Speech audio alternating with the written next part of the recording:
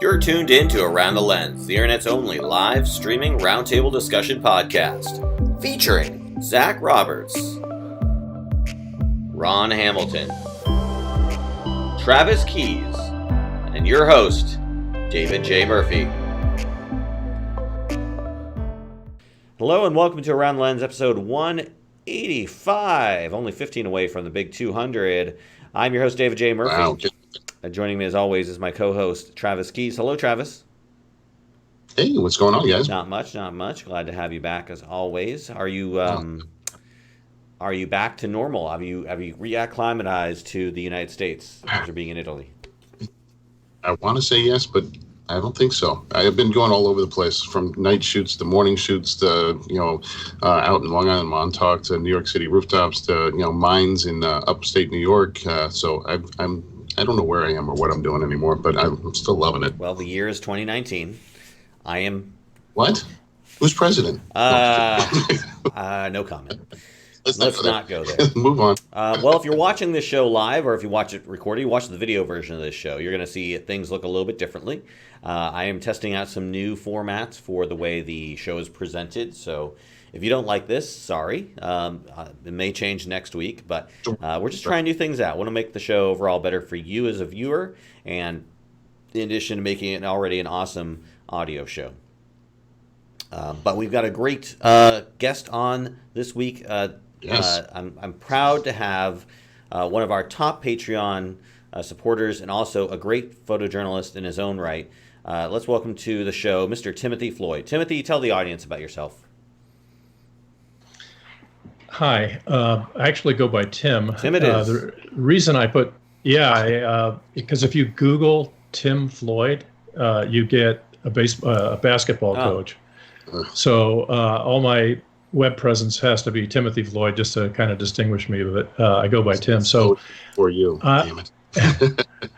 I'm an orthopedic surgeon, and getting toward the end of my career doing that, and I'm transitioning to photojournalism or documentary photography. As a career, I've always done photography. In fact, when I was in college, I sort of had a dilemma between going into medicine and going into photojournalism. I decided to take the easier course and become a doctor, I don't as opposed to struggling. A starving doctor, I think that's what they call them, right? Not starving artists. But it's true. I mean, because it's hard. It's really, and it was even hard back then. I mean, that was in the 70s and early 70s, and I could see that it was going to be hard back then. So, but I've maintained an interest in it, and have actually recently had a publication. I had a front page article in the Idaho Statesman on a Sunday. It was pretty nice with a 2-page spread on the inside, and so I'm hoping to do more of that documentary photography. That's amazing. You practiced medicine in the 70s. How did they do without Novocaine? Oh wait, was that or ether? So you got published in the Statesman. That's awesome. Yeah, I was pretty excited about it. It was a project that I did and then approached them. I'd sent them pictures for years, and every now and then they would publish one. And then I did this project, a local project, and pitched it to the editor, and she liked it and kind of helped me make some changes and improve it a little bit, and then boom, there it was, front page. Wow. Sunday edition. It was pretty nice. Awesome. Congratulations. So the print and everything, right? Not just on the web. So it's the printed. Right. Oh yeah. The printed. So how many copies did you get? I was going to get 3, but I was out of town when it came out, and so so I asked my mother-in-law to pick some up for me, and she picked up 10. Oh my goodness! Trust me, you definitely want more than less, because it's like you're gonna want to show it to people and hand it out to friends and stuff like that. Now, have you framed it yet? I have laminated a copy. That's smart. I haven't framed it. That'd be a pretty big frame, because it's like the whole front page and then two full pages on the inside. So maybe I'll stick with lamination for now. Whatever works for you. But I highly recommend, considering it's your first, right? It's your first publication of your work? Like in a newspaper? I had an article. I had an article in the Statesman, actually another front page article years ago of photographs that I took in Iraq. But yeah, since then this is the first big story I've had. Okay. Awesome. Awesome. Yeah, I mean, again, I would figure some way to at least publish the front page if you can. I think you definitely would appreciate that. Get like a big poster size frame or something like that, or get custom framed. Yeah, great idea. But that's totally up to you. Yeah. I've done a few instances where I've done the lamination, and I've done most of my stuff has gone into like a clip book. For the stuff that when I was working in New York City as a full time freelance photojournalist, and trying to make my living that way. Not as prolific as someone like Travis Keyes, of course, but I tried. So what's the next big thing you're working on for the paper or for any paper? Got anything up your sleeve? Well, they actually hired me on, I guess, as a freelance photographer. Gave me a contract. I mean, I'm not on a salary or anything like that, but I do have a contract with them to provide that. So, and they did ask me to do one other event, but there's you guys remember that James Noctaway opioid crisis photo essay he did like a year or so ago? The whole country's got a problem with it. We've got a problem with it here in Idaho, and I'm kind of thinking about maybe exploring that a little bit. There's some other kind of regional things I'm thinking about looking into. I have some friends who are Native Americans, and I'd like to explore their issues without being exploitative. So a couple of things I'm thinking about. Awesome. Well, I know I was lucky enough to run into you in person in Palm Springs, and you had a amazing project you were showing, I guess, the reviewers there from some of your photography in war zones, right? And your use of black and white and color and your candid moments were very impressive to me. How was that project, and what are you doing with that project? And tell me a little more about that shooting of it, actually, because it's really a fascinating series that you had. Thanks. That all, when 9/11 happened, everybody had their own reaction to it, and we were sort of unified as a country for a brief period of time. And I got mad, and I went down and joined the Army. I knew the Army needed orthopedic surgeons, and I joined the reserves. Yep. And I joined the Army specifically because if you join the Navy, you just sort of stayed back in the U.S. If you joined the Air Force, you didn't really get very close, and I wanted to be as useful and helpful as I could. So I joined the Army and was fortunate enough to be in a unit called a forward surgical team, which is inserted very close to the forward edge of the battle area. So I thought, this is going to be an incredible photographic opportunity. And so this was 2003, and I didn't even have a digital camera at that point. So I did buy what's that? What? Oh, you're going to say what camera? Awesome. Yeah, I did get a Nikon D100 with a zoom lens to take with me, and I'm glad I did for a lot of reasons. But I took my medium format film camera and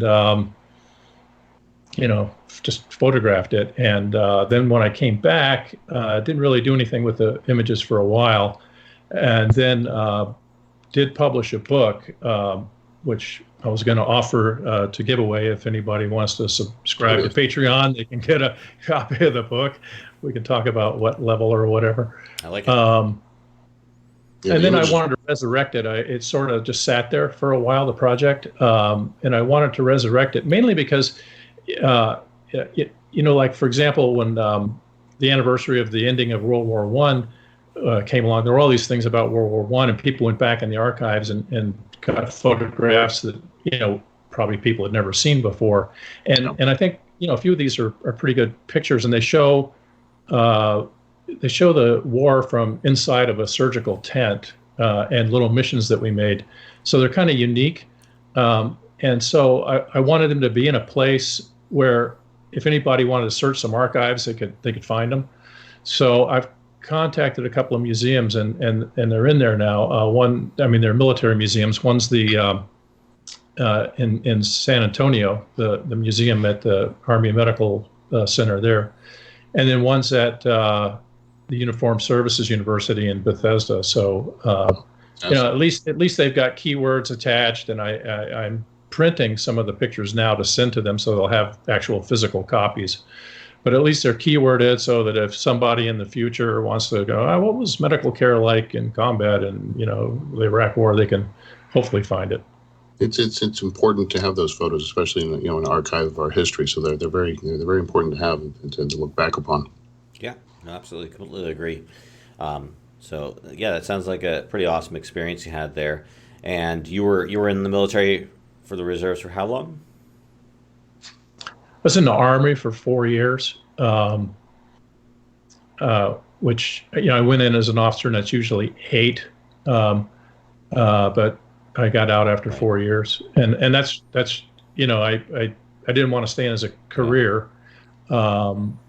It definitely interferes with your lifestyle. 100%, absolutely.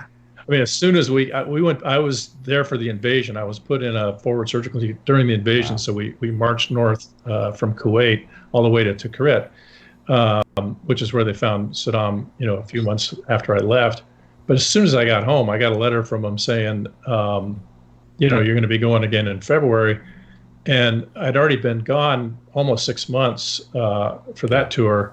And my practice just, was devastated by it. We had to let people go and all that kind of thing. And I thought, man, this just is not sustainable. So I was given an opportunity to exit, and I did. I feel like I did my duty. Yeah. I mean, you do more than most, and I'm sure you saved lives out there. So definitely appreciative of what you were able to contribute. And after you were done with the military, you went back to your practice? Yes. Yeah. Because like I said, I was gone almost 6 months, and then just jumped right back into it. Okay, great. Well, we got a lot of great show to talk about tonight, so hopefully all you enjoying it, enjoying our live stream, a new thing here. So let's go into our first topic. So you may have heard of this new application on cell phones called FaceApp. It's pretty neat. It makes you look either old or young, or changes your hair color, or adds glasses to your face. And, it's just a very innocent, cute app. I play with it myself, and the results are shocking. In terms of just how, I don't know if it's going to be accurate. Hopefully it's not accurate, but it looks very realistic. It blew me away how realistic it is. And that's, I think, one of its main draws, because I believe it has like 80 million users right now. And I discovered it because one of my friends had posted their picture on Facebook, and I was like, holy cow, this guy, he was like, oh man, I just had my birthday. And then I was like, oh man, wow, I haven't seen him in a while. He does not look good. And then I started to look into it like, oh, FaceApp, what's this FaceApp thing? So I did it to myself, I did it to my wife, my kids. The funniest was doing it to my older boy, because making him look older makes him look exactly like my wife's father. Like exactly, spitting image. So you can see where he gets the genes, definitely on my wife's side. But of course I downloaded it, used it, and then of course I read the stories about it apparently being invented by Russians, and then there was this whole big conspiracy about how it's taking your information and yada, yada, yada. I'm not worried about it myself personally, but then again, I think, I mean, of course, always be wary of anything you put on your phone or on your computer, and be knowledgeable about where it's coming from and who owns it and how they're using your information, Russian or otherwise. But I don't know. The amount of information we give up to Google and Facebook and all these other companies, I think what we do with FaceApp is probably nothing. But let me throw it over to you guys. Have you tried the app, first off? Travis? I think one of the most amazing things was, this is not that new an app, but for some reason it hit a time and a period where it went viral very quickly in like a week or two. And what was so amazing is the amount of celebrities that started using it. It just picked up and went, rampant. So there was, so many people using this, and it kind of shows how quickly we adopt something, install something in our phones, and give access to something without reading any rights or doing any research into it. So that in itself that's the eye opener on this. And I don't think this app was so much nefarious, but the big hubbub was whether it was keeping all the pictures and how they were using them and using the befores and afters. And so that was kind of a thing on it. But it amazed me how many people instantly, and I was one of them. I put it on and I'm like, wow, this is amazing. It looked like and I had the same experience you did of using it on younger people, and they're like, wow, that looks exactly like your uncle or this or your father. Mm-hmm. Yeah, it was pretty amazing. Yeah, it thought when my younger boy was a girl, so it gave the girl old face to it. So if he looks like that when he's older, I'll be confused. I'll have to reassess my role as a father. But hopefully you'll share that photo. Well, actually, you did share that photo. I did see that photo of you, I believe. It actually make you look more distinguished because it turned your hair all gray and stuff like that. Yeah, it did. You look like George I was Clooney, okay with it. like old George Clooney. So bad. I got a little silver fox action. Timothy, have you tried this app? I know you probably not because you're just new to Twitter or new to Skype. But have you tried the app? Are you aware of the app? I am aware of the app. I read everything they were writing about it. I haven't tried that one, but there was an app that was on my phone that we had fun with that changes your gender, and so I changed it. My wife and I did that. She looks really bad. I look horrible as a woman, just saying. I actually look pretty good, and so we put a little thing together and we sent it out like we're transitioning. And it was, but it was fun. It's fun to kind of goof around with. I don't know how much damage can be done with something like that. It's you're not giving away a social security number or something.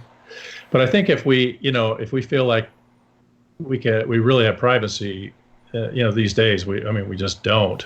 I thought that passwords were safe, and I called up. I think it was my phone company or something recently, and had an issue I had to deal with, and she said, "Well, what's your password?" And I said, "Oh God, I have to look it up." She goes, "I got it right here." And I thought, "Oh, okay, well." They have it, but they can't tell you, so they're like, "Nope." She told me. She actually told me. Rare. Oh wow! And she was like, "You are Timothy Floyd, right?" I Oops. Couldn't be lying. Yeah. So it was a little weird. You're Timothy Floyd, the basketball player, right? Just making sure. Right. Yes, sir. How would you like access to your millions of dollars? Small notes delivered in a briefcase at a drop-dead point, whatever. I think it's definitely. I think it's wild. Obviously, what you can do with your phone. It's just another testament to the capabilities of the phone. I have tried the gender swap on Snapchat, I believe. At least that's where I've played with it, and I'm a. Oh, that's where it was. Yeah. I'm a darn good-looking woman, I have to say. I should show that to my wife. Be like, look, honey, this person thinks I'm hot. It's me. I think I'm. Anyways. Gotcha. It's just amazing. The cameras, the merger of processors and the internet and everything to make all this stuff happen. So hopefully it doesn't end up being correct, and they were using our imagery to power the AI that's gonna, the AI robots that are gonna eventually invade, into the United States. Definitely puts into the facial recognition and that whole being able to identify people very quickly. If you're worried about facial recognition, don't go into China because they have cameras everywhere, and they are immediately as soon as you enter the country, they're scanning your face and they're tracking you, and that's public information pretty much. It's just the way they do things. I've seen actually some examples of that where they have a way of shaming jaywalkers. If you don't use the intersection, they have cameras by the intersections that will identify people and then post your picture on a video screen, like the wall of shame, so to speak. But this was... Yeah, I can't remember where I heard this story, but there was a woman from China who was working in Silicon Valley, and she was walking to work every day, and it was raining, and one of her coworkers said, "Hey, it's during the winter rainy season there in the Bay Area," and she kept walking to work, and one of her coworkers said, "Well, why don't I pick you up? Stay out of the rain." She goes, "No, I have to wear a Fitbit because the government keeps track of how many steps that I take, and we have to get our 10,000 steps a day, or else they have some grading system there where if you're a good citizen, you get all these points, and so probably not jaywalking and walking 10,000 steps a day and all that sort of thing makes you a good citizen. And so they gives you privileges, like you can travel outside the country, or so that's pretty scary. There was a Black Mirror episode that was all about social ranking and interaction with people. It was a pretty amazing episode. And, when you see that, we're not that far off of that being from fiction to fact. Yeah, if I were directed to walk for my job, I would just kind of go. I would just wave my hand around or something like that. I don't know. I find something to do with my hand that caused it to activate the Fitbit. I don't know what, but I figure out something. I had a patient that did that one time. She was, really out of shape and everything, and I was trying to get her in shape. And I said, "Hey, you ought to get a Fitbit, and keep track of your steps and everything." And she said, I get 5,000 steps a day. And I said, "Really? That's great." And she goes, "Yeah, because she has to, because her insurance company, it's coming. Her insurance company wanted her to have a Fitbit so they could keep track of it." And so she said, "I just sit there and watch TV and just, just flip my wrist back and forth like this.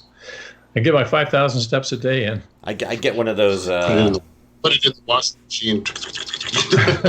That's another idea as well. Throw it in the dryer or the washing machine. The shake weight. I would use the shake weight. I would just use the shake weight. Anyways, the reason the story was brought up because I found it on Petapixel. It's a pretty awesome gallery here. It's in the links in the show notes. You can check it out.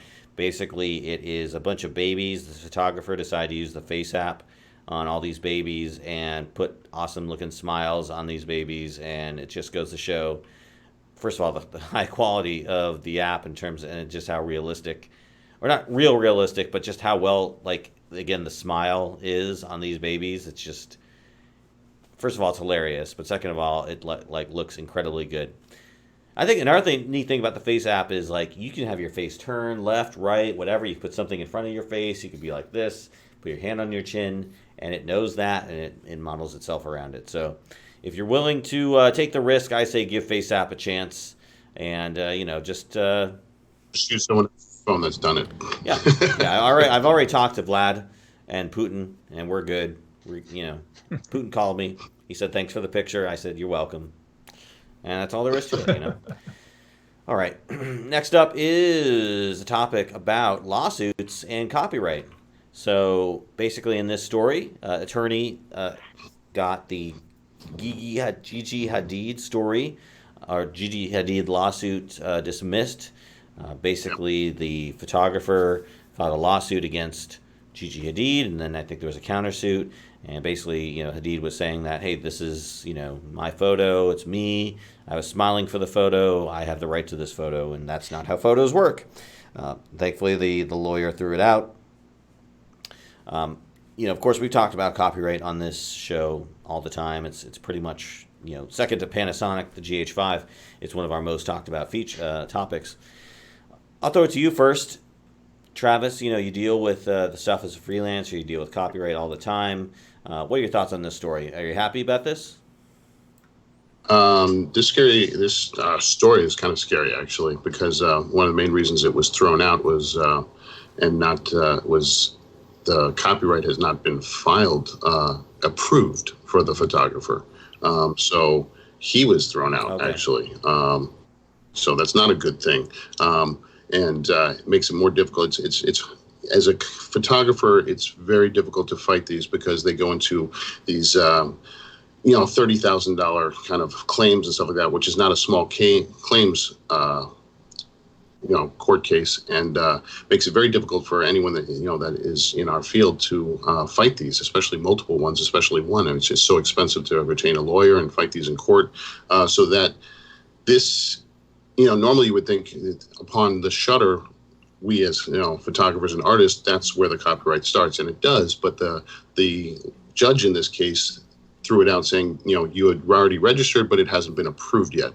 So once it's approved, then he can file back in and have this go through. So that's kind of scary that it was just thrown out on that, and that she was able to, put this up, and it was taken down. And what was thrown out is that her smile didn't put her on as a willing participant and co-author of this copyright. So that's what the judge threw out, which that is good.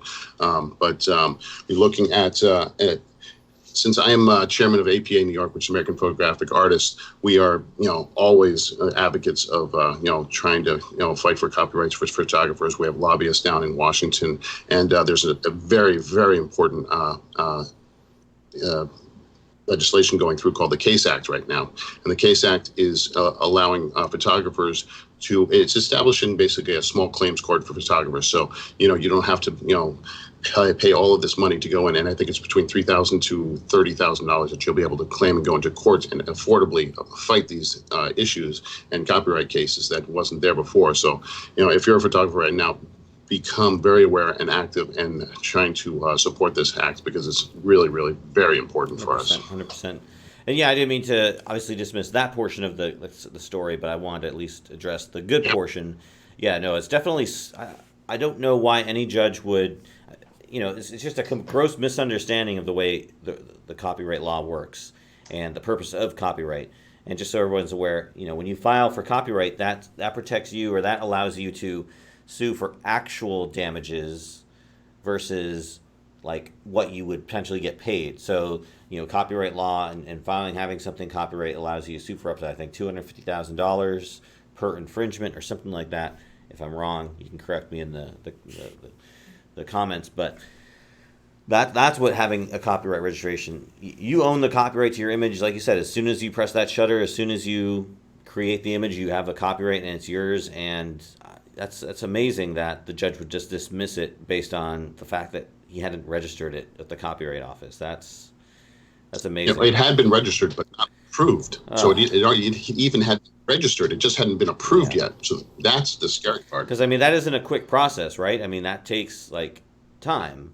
So... And how many people don't register automatically? So if you haven't even registered, you can't file. It's basically saying that if someone infringes and you haven't registered, you can't even file a claim against it until you're actually registered and approve it. And at that point, you might be out of luck. Yeah, and then can you if they take it down before it's approved, like they just used it for a week or something, can you still sue after it's approved, or is it like, have you lost that window of opportunity because they're no longer using it? Yeah, and you lost it at this point. He would have to refile everything at this point, and then at that point it's probably a new case. Yeah, the costs, I can't imagine. It's not cheap to file a lawsuit. Timothy, obviously you've seen your work being published. Have you had to deal with anyone stealing your work? All this is kind of new to me, but maybe 10 years ago, I was at a restaurant in California, and they had a bear theme, and I used to go photograph bears in Alaska, and I had a silhouette of a mother who was very distinct.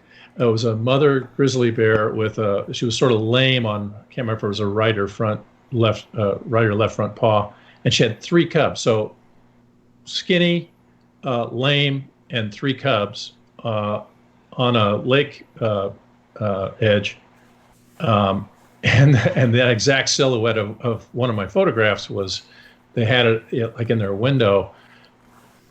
I never really did anything about it. I think they probably were just, scanning the internet, found my webpage, said, "Oh, that looks cool," and they made a silhouette out of it. If it's still there, I suppose I should at least tell them, or and write them a letter and ask them for usage. At the time, I was taking photographs for fun, not really doing it for a business or an income. But now that it's going to be changing toward that in the next couple of years, I hope. Probably something I should do.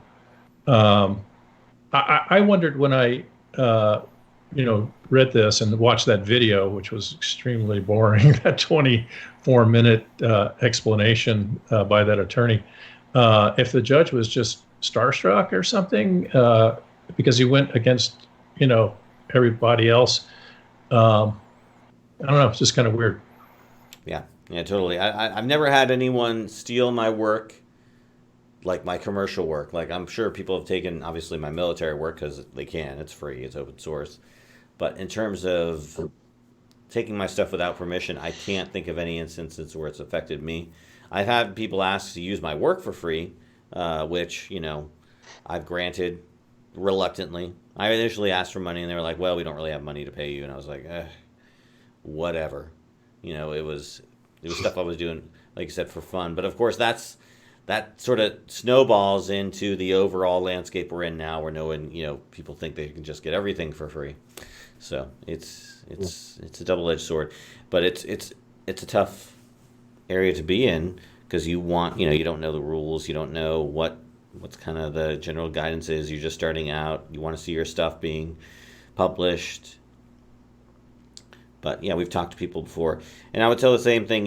Tell it to you. I mean, obviously you know now, but to the people who are just doing it for fun and want to see their stuff published, ask for something. Get paid something. Don't ever get it away for free, and then make sure you have a contract so it's not perpetual. So it's like, okay, pay me $50 and you can use it for a year or something like that, and then you have to. That's kind of mistake of first, people that are up and coming. They're just so excited to get their work in front of people. They can't, they forget what the value of their work is, Indeed. or don't stand. And I'm realizing that that disrespects other photographers. I mean, if you're doing something for free, it just devalues what everybody else is doing, and that's not a good thing. No, it's very hard nowadays. There was a great event that I was shooting for years in New York City, and it was a big festival with all kinds of food and entertainers and performers and stuff like that. And I always get paid for it. And this year I'm like, oh, do you want me to reserve for this? Like, oh no, we have people that just for a ticket are going to come and shoot it. I'm like, that kind of just defeats everything that photographers are working for. They're making it, they're giving away their services, for nothing, and it's kind of a shame. Yeah. All right, well, let's pop over to our last topic this evening. We're talking about photography dream editing stations. So this is another story on Petapixel. Again, it's kind of showcasing one person's, workstation. This is an important topic because most of us are at our workstations, our battle stations, as if you're a gamer, a lot. And you want to make sure that you're comfortable there, that it is a location that hopefully inspires you and allows you to be creative and focus and be productive. I actually just recently set up my workstation here. If you've seen the photograph before, I'm happy to say that I'm no longer sitting on the floor. As you can see here, I'm sitting on a chair. And I actually got a neat setup. I got a green screen behind me, and I'm sort of doing the streaming gamer thing. I've got the same thing. I've got a gaming PC. Not for gaming, just for video editing and stuff like that, but if I got it, might as well use it. So, anyways, I'm trying to play that sort of area out and see how that works. But for the most part, I've got a pretty nice setup. I've got a nice room. I say the biggest thing, is having a nice big screen, being able to control the climate. Like, I like it cold. Okay, I like to have the AC at a temperature that's usually, I'm a warm-blooded guy, right? I get very hot very quickly. So having cold AC is very important to me, and I never could get the AC cold enough in my last place because it was central air, right? So the air in my room would have been the air in the entire house, and we've got kids, and you don't want it too cold for the kids. So because of the new house I'm in Korea, every room has its own AC unit. So I can get this room as frigid cold as I want, which is great. Call it the ice box. What was that, Travis? You call it the ice box. I know, right? Who needs a refrigerator? I can just keep it out here in the open. But I can keep it nice and cold. I've got a ton of room to play around with here. I've got a nice desk that I can sit at. It holds my nice big 27-inch screen. I've got my microphone set up here. My laptop is over here. So I think it's a pretty sweet setup myself. Maybe I'll take a picture of it, show it to our audience. But how do you set up sort of your computer workstation for, photo, video editing work and whatnot? We'll throw it over to you, Timothy. Or Tim. Sorry, Tim. Yeah, I've yet to build my dream workstation. What I do like to have, though, is two monitors. Even if one of them's a giant one, like I've got the big iMac, and I still like to have a second one for working in Photoshop because I like to have all the, whatever they're called, the menus or whatever, off to the right, so that my image is on one screen. And then also, you can have email and all that on the other one, so that something comes in, you can not be distracted and be able to see it if you need to. But yeah, I've yet to build my dream station. I do think that, being a spine surgeon, I do think that it's useful to either have a standing session, so I was going to make it a standing level, but with a high chair so that I could either sit or stand if I wanted to.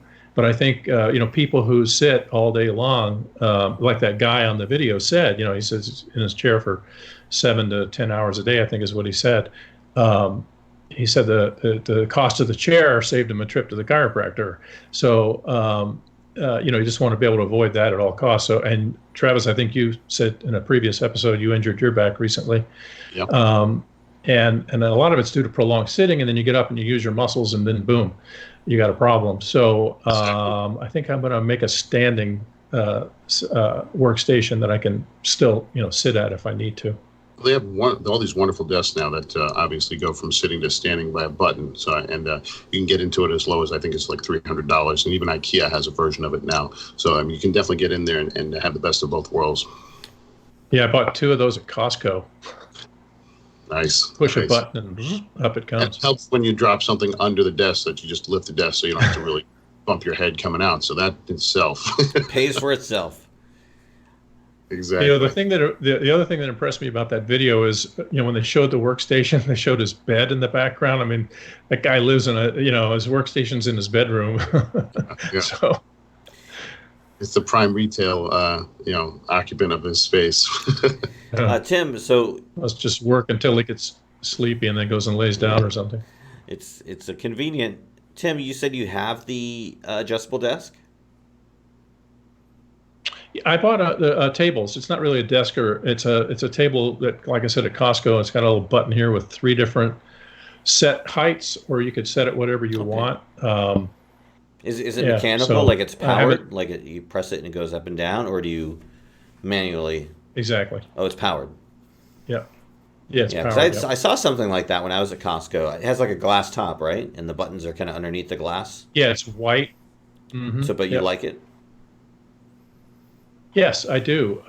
Right now, I don't have my computer set up on it. What I have is my copy stand set up on it because I'm trying to go through all the family photos, and I've got a copy stand and everything, and I get kind of tired of leaning over it and changing and stuff, but depending on how big the picture was. So that's what I'm using it for now. Yeah, I tell you, I had a standing desk for years, and honestly, I don't know. I found the standing to be more distracting.